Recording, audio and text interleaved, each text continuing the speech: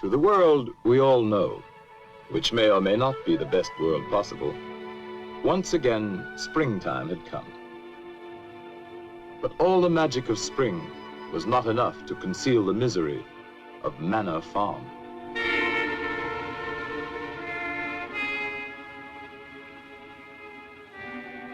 Once thriving and fruitful, the farm and its owner, Mr. Jones, had fallen on evil days.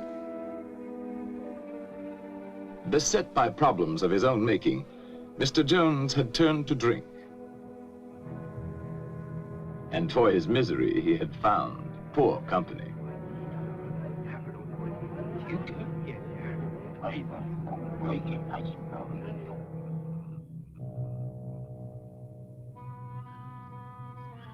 On the evening our story begins, it was later than usual when Mr. Jones came home from his drinking to make his rounds.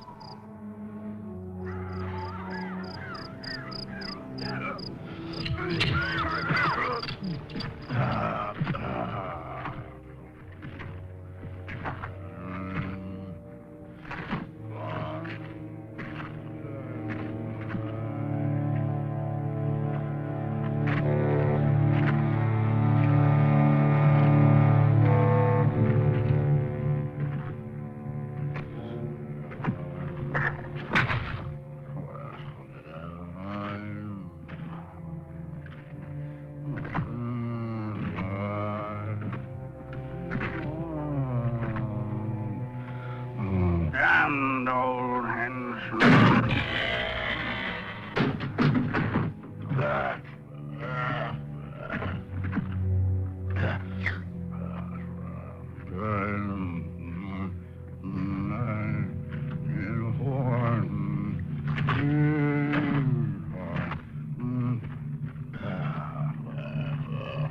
Good for nothing beasts. Eat their heads off.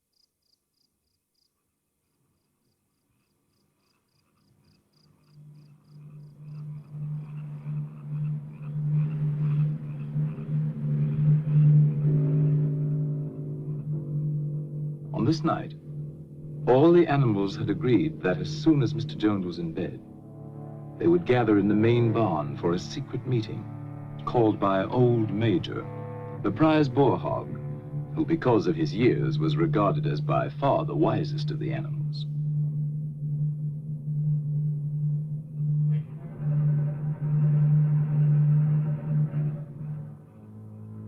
The other pigs started first for the meeting, being clever and fond of taking the lead.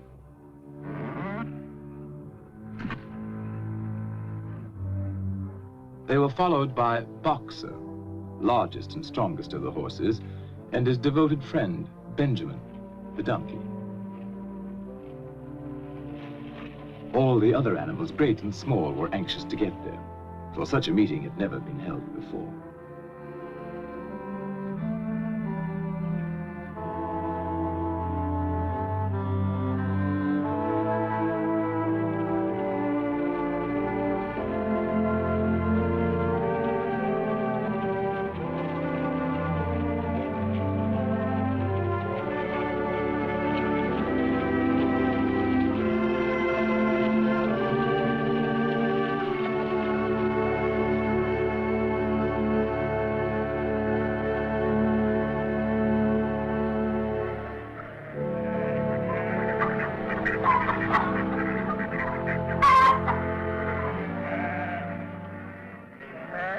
Old Major had been ailing, and now he had made known there were some things he wanted to say to his fellow animals before it might be too late.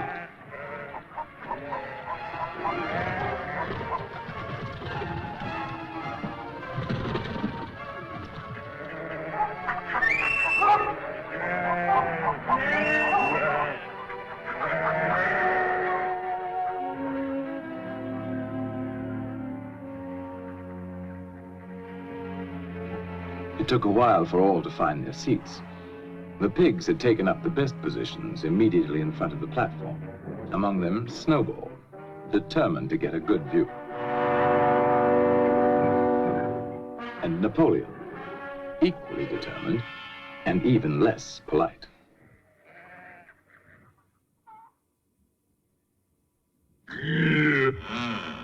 What was that?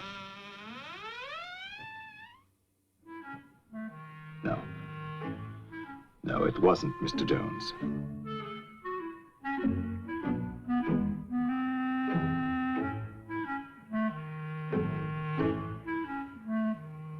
And at last, everyone could be settled to hear Old Major.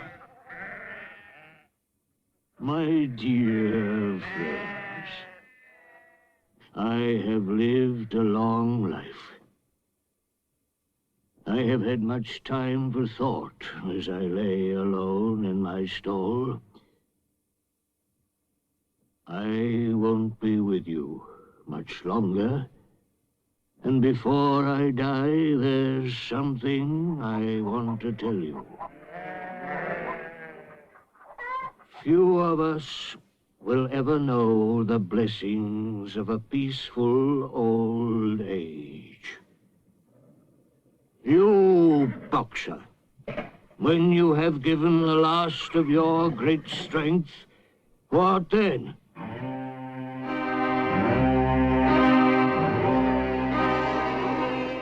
Whatever we produce is taken from us, stolen from us, and sold. Our children are born to cold and hunger. Look at them while you can. You porkers, do you know what the future holds for you?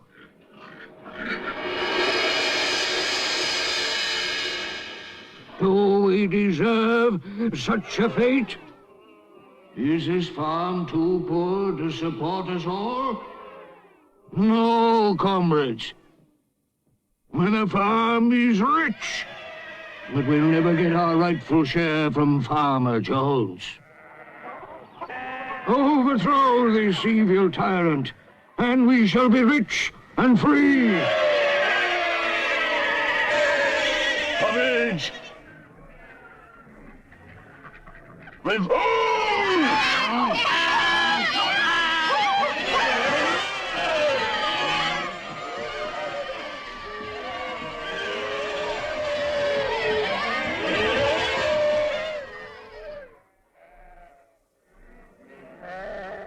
But remember, when you have got rid of Jones, don't adopt his vices. We animals are brothers, large or small, clever or simple, fur or feathers. Now and forever, all animals are equal.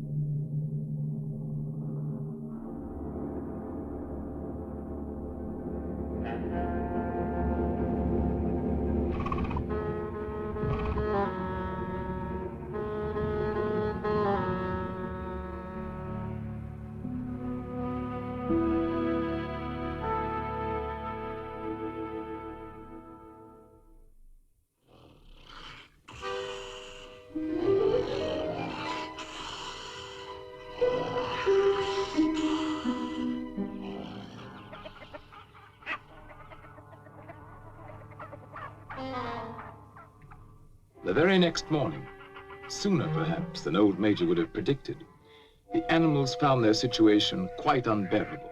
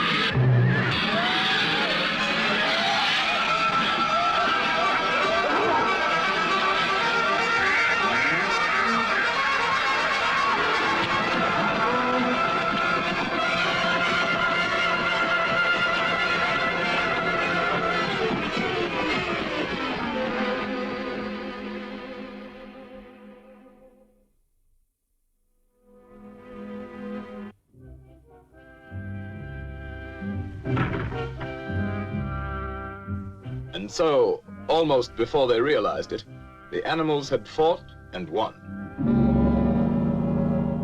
They had casualties to mourn, and those who died left children to be cared for.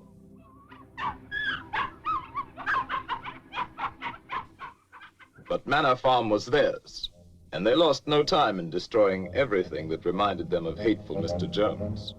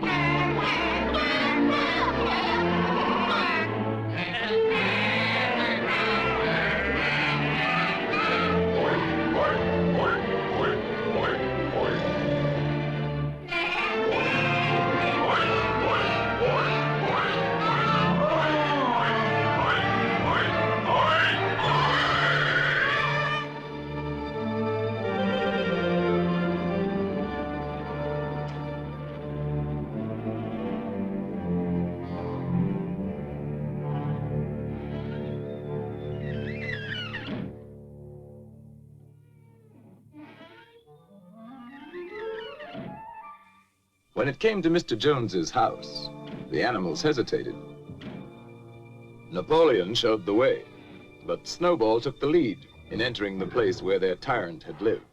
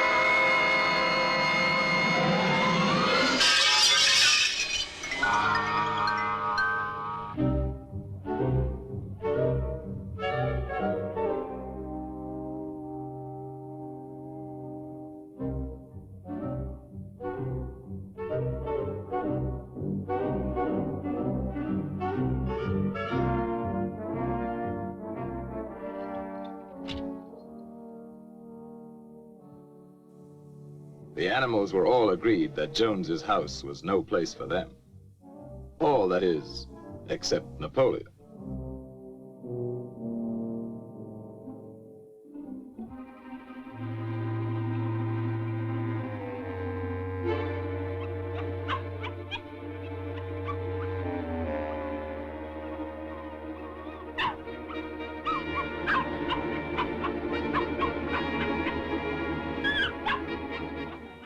Meantime, Snowball led the other animals in organizing a new society, which they now named Animal Farm.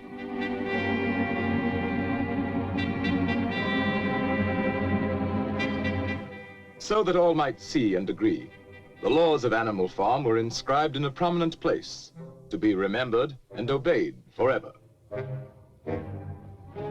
No animal shall sleep in a bed. No animal shall drink alcohol. 4 legs good, 2 legs bad. Wings count as legs.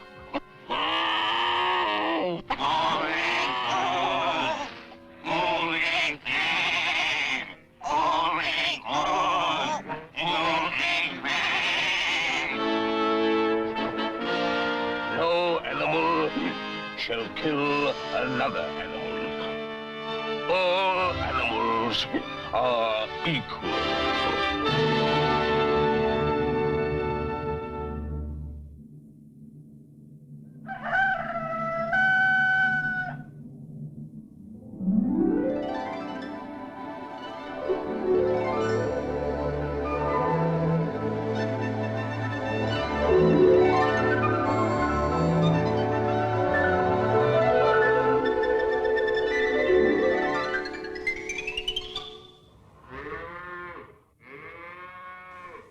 Tending farm by themselves posed problems for the animals, but the pigs could think of a way around every difficulty.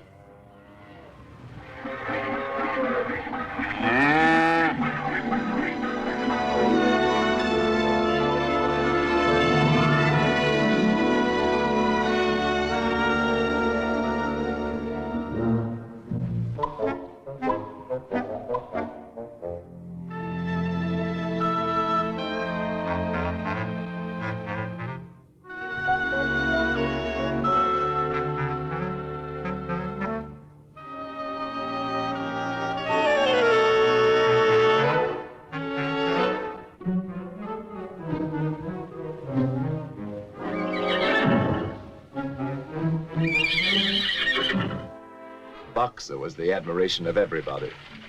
He had been a hard worker in Jones's time, but now he seemed more like 3 horses in one.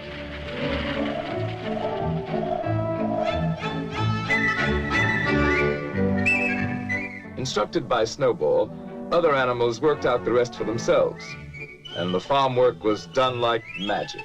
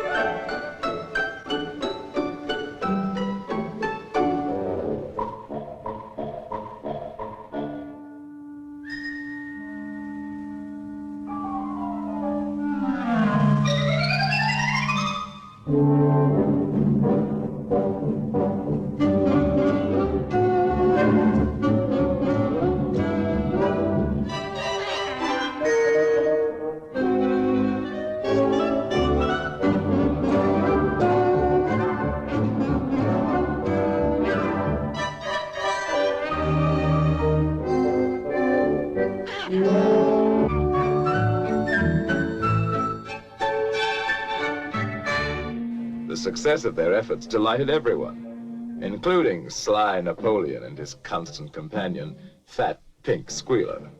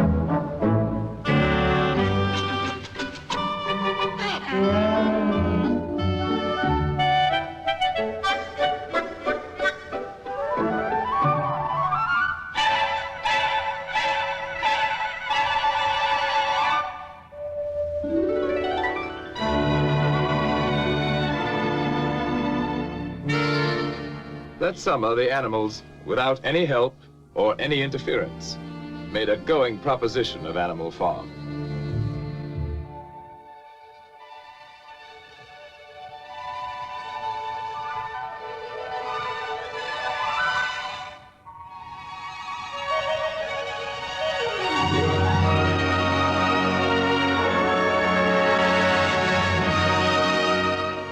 The fields yielded richly, and they were cut and gleaned with diligence and devotion.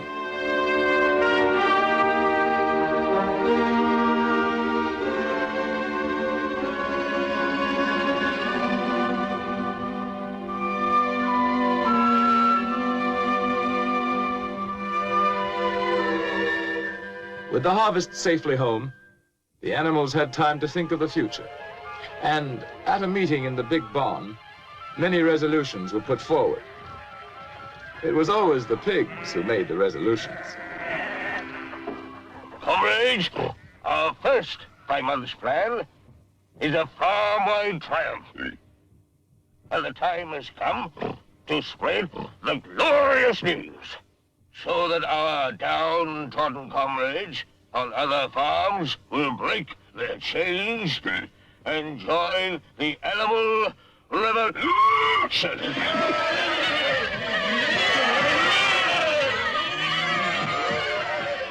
So, tell the wonders of Animal Farm to the world!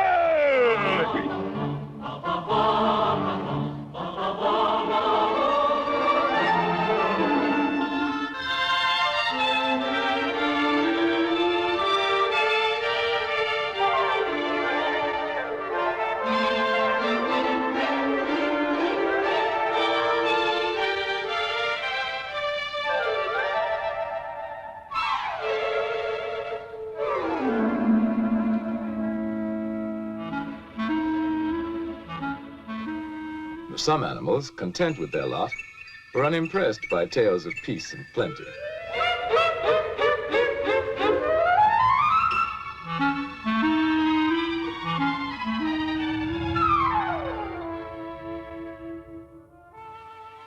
Others, happy in their own surroundings, were alarmed at the thought of any change.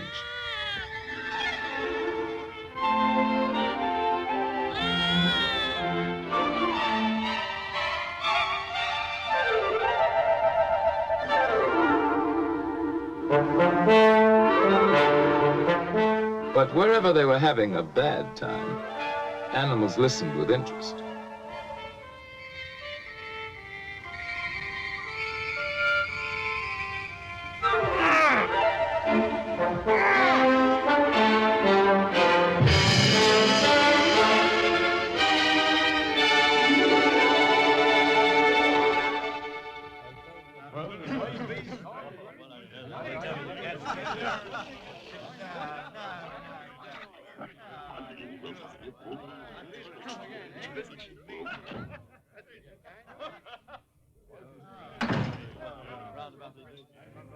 In certain quarters, the rebellious behavior of a lot of dumb animals caused indignation and much conversation.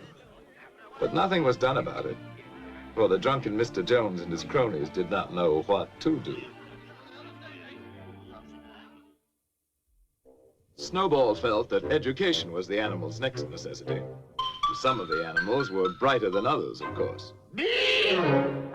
C! D!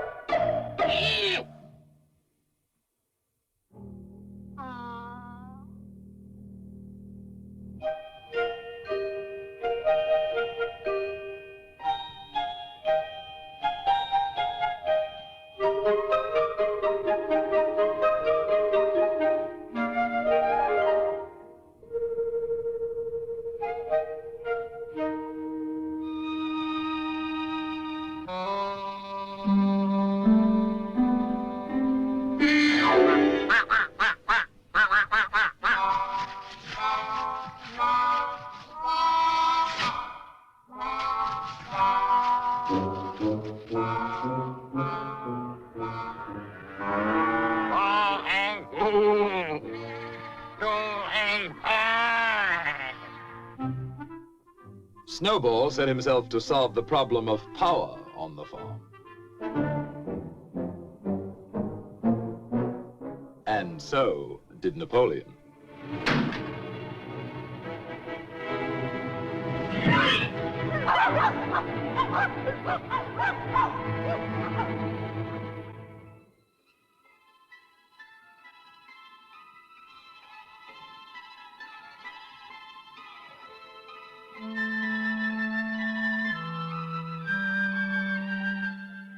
In January, there came bitterly hard weather.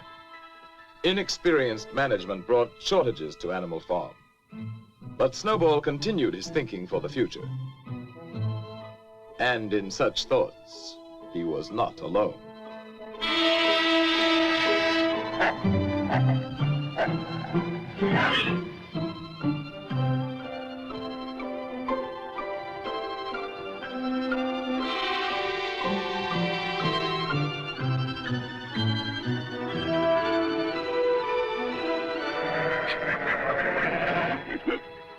Comrades, I have prepared a new plan for Animal Farm. Here it is. All it needs is your vote. At first, we will have to work more and eat less.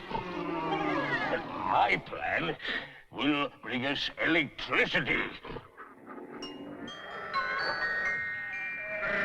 It will mean a warm barn in winter. A light in every stall. Sty at roost. Luxury for all. Comrades, in one short year, Animal Farm will be the finest in the world. Dreams, dreams. A vote for my plan is a vote for the life beautiful. It's a lie. I'll promise you a 4-day week. Bosh. Perhaps a 3-day week. Nonsense. A 1-day week.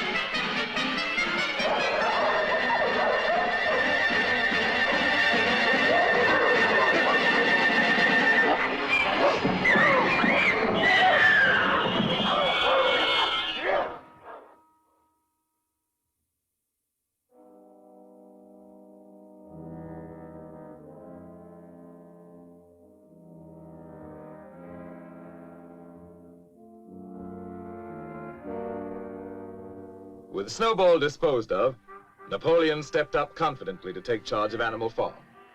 And Fat Pink Squealer became his obedient follower and assistant.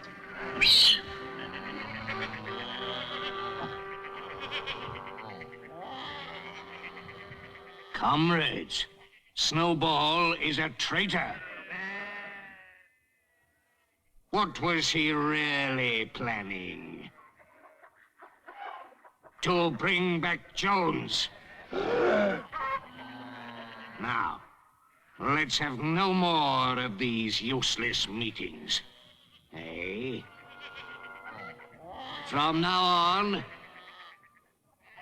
I'll protect your interests. And I'll make your decisions.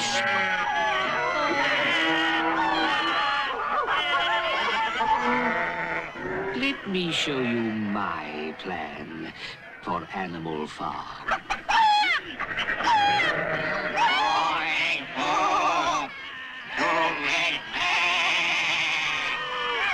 Hooray! For Napoleon! And so the windmill was started after all.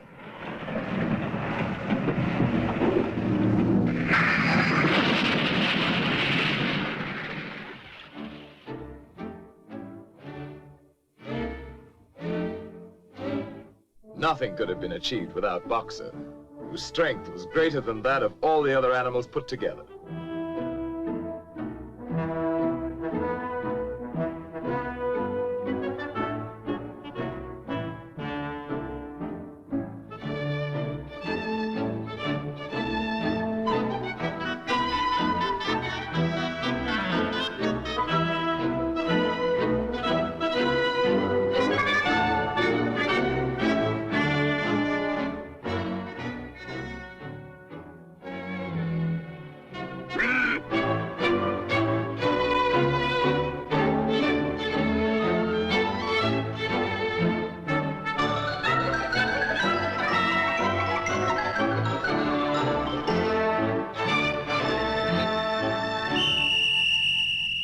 Superintended by the pigs, all the animals worked long shifts which lasted from dawn till dusk.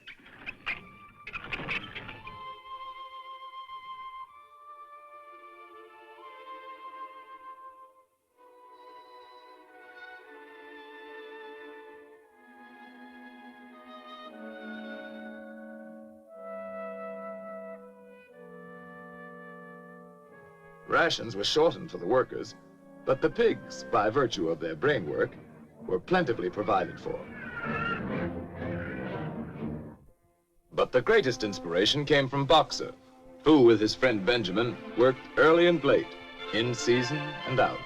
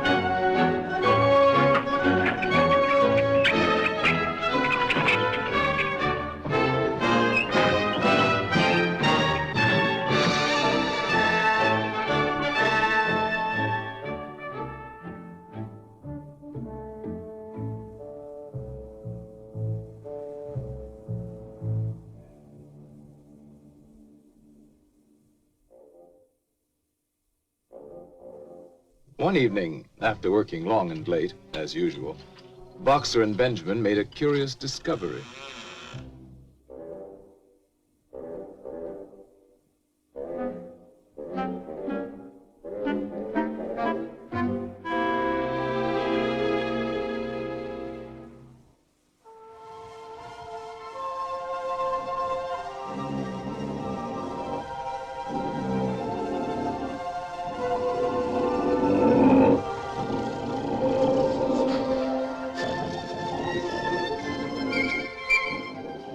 Word of what now went on at night in Jones's house spread quickly through Animal Farm.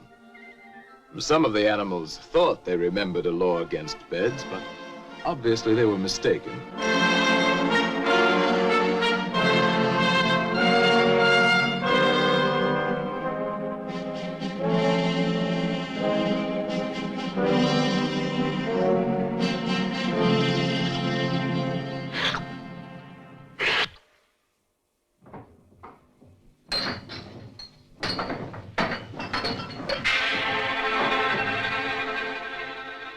And now, other changes in the laws of Animal Farm were in store.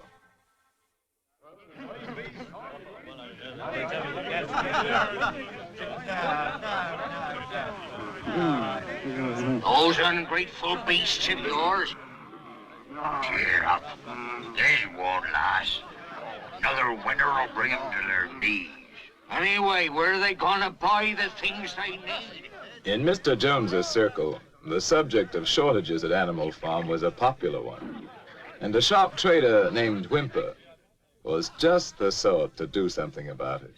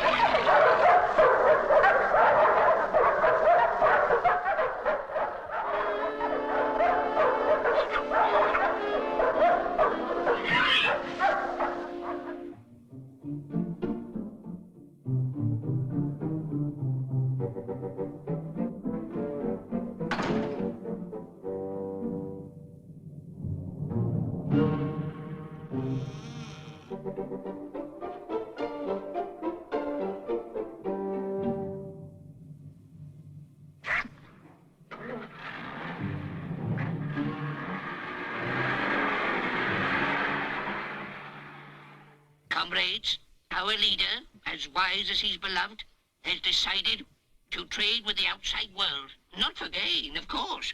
That would be unworthy of our noble principles. You, hens, are to have the honor of making the first contribution. All your eggs. I know how proud you are of this privilege.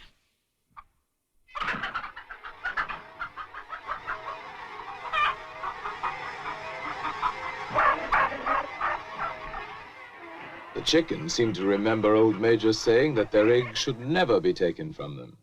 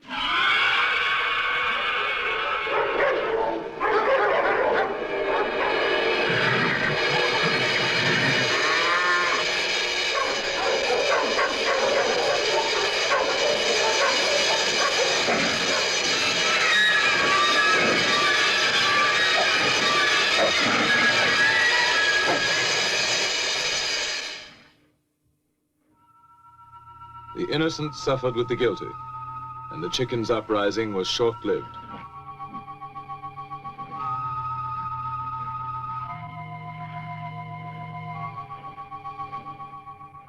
Comrades, I have made a terrible discovery.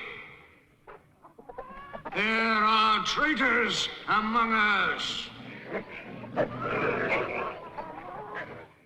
Yes, comrades. In league with Jones and Snowball.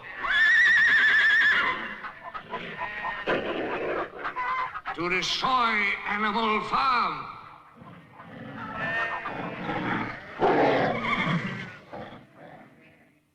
Who else is guilty?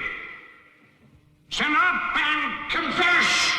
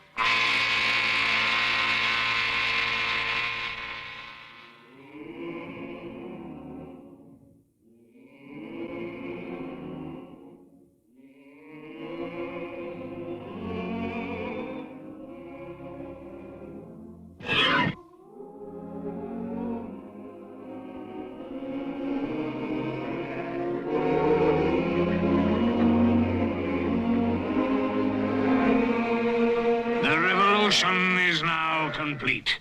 We have no more use for that song, seeing it is now forbidden, under penalty of death.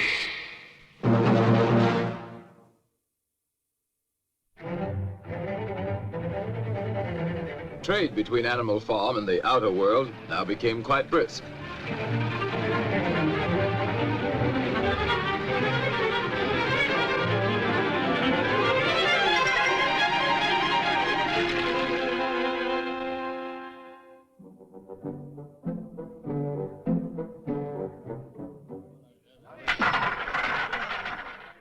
As might be expected, Mr. Whymper's profits inspired others to seek their share, or at least give vent to their jealousy.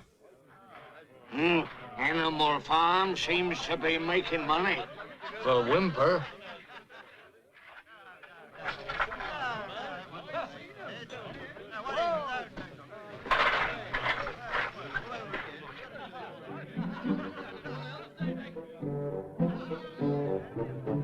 Who ever heard of animals running a farm? Have you seen a windmill? Come on, let's kick him out. Yes, kick him out.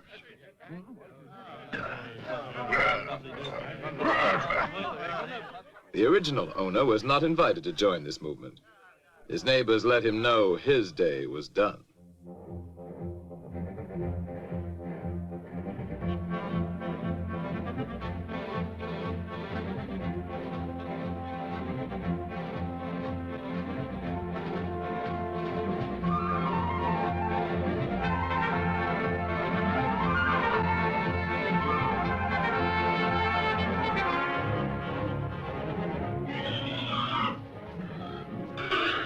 Comrades, the enemy has mobilized all his forces against us. We must save Animal Farm from the hateful enemy. At all costs, we animals.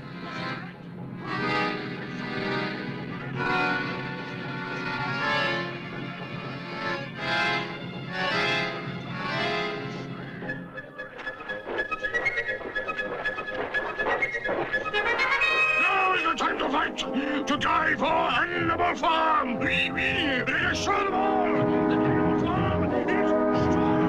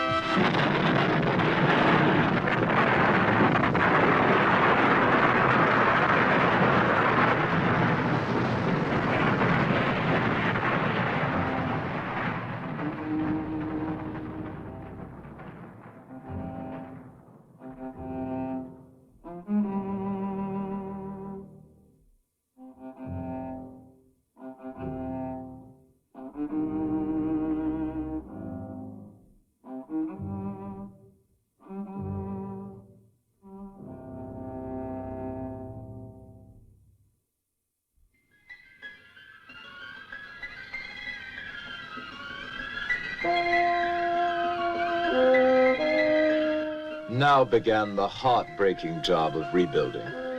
And as before, Boxer and Benjamin worked hardest of all. By now, supervision of the work by pigs was hardly necessary, so they had time for less laborious pursuits.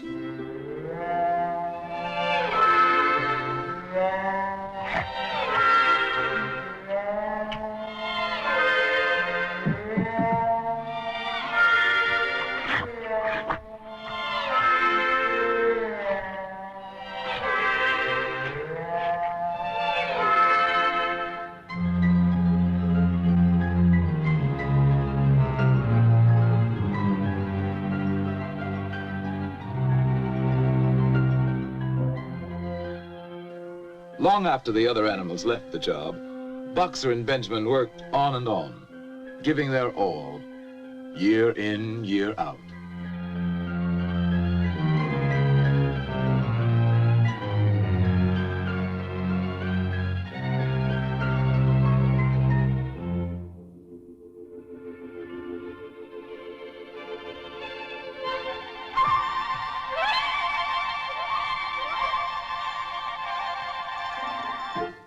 A new generation of pigs grew up, endowed with what were considered arts and graces very flattering to Animal Farm and its presiding genius.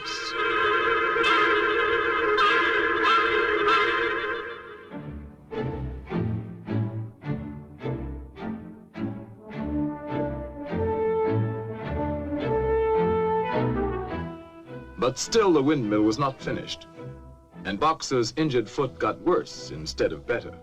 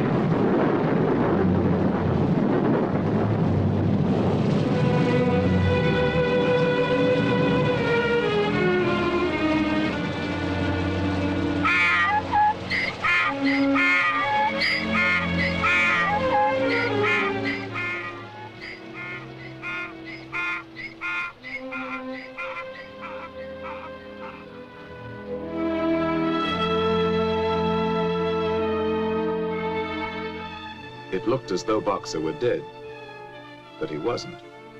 Not quite.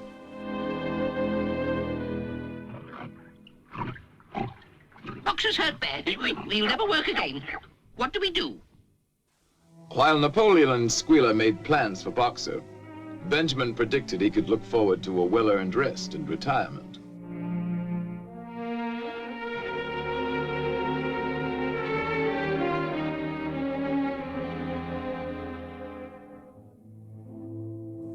Next day, the windmill work went on as usual, but now without Boxer. And during the morning, what appeared to be an ambulance arrived. Only Benjamin suspected it wasn't an ambulance.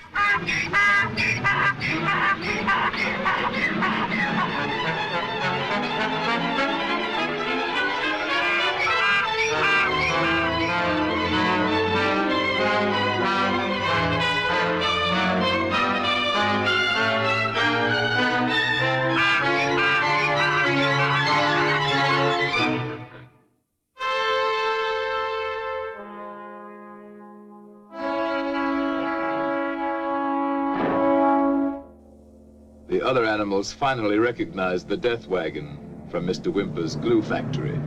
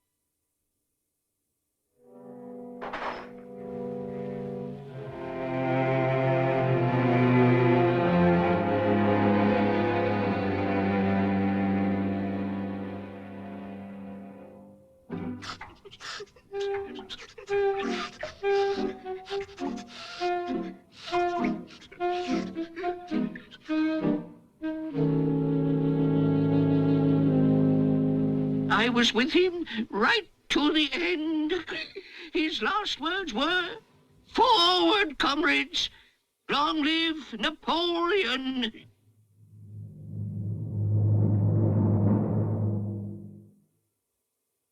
As for the wicked rumor that Boxer was sold to a glue factory, our beloved leader would never do that.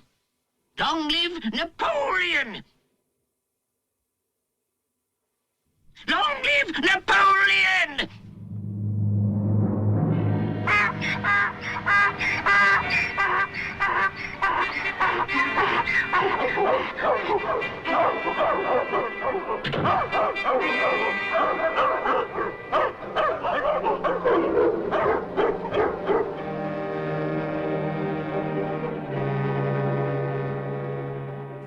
And that night, the pigs drank to Boxer's memory in the whiskey they had bought with Boxer's life.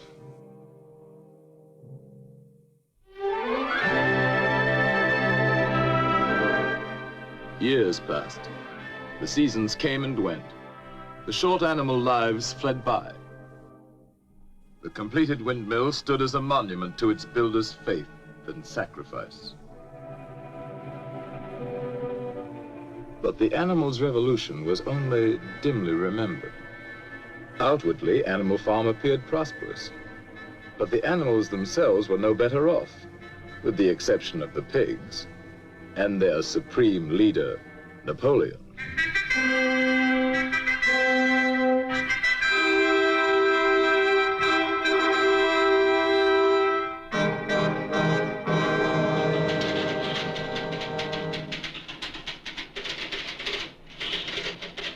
His pig-run enterprise now had many of the frills of real civilization.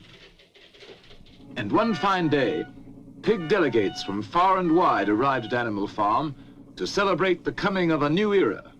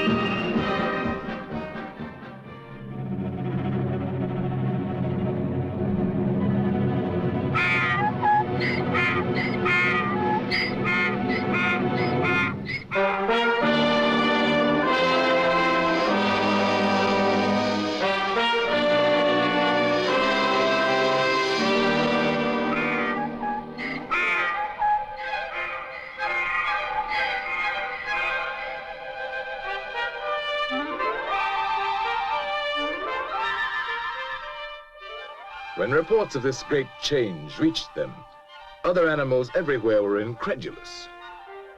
Dismayed and indignant, they headed toward Animal Farm from all directions, instinctively uniting once again in common cause.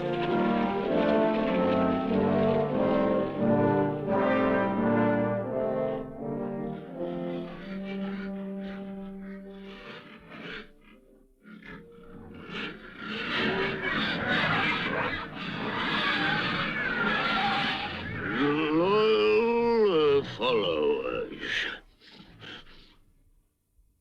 On farms owned and operated by pigs, there is order and discipline. Our lower animals do more work and eat less than on other farms. This will encourage you to make your lower animals work even harder and eat even less.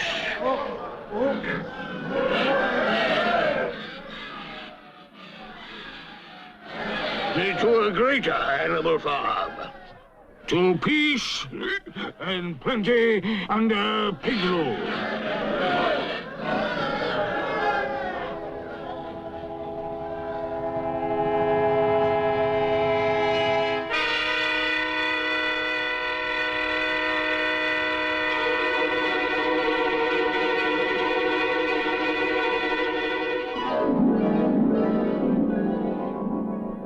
To the day when pigs own and operate farms everywhere.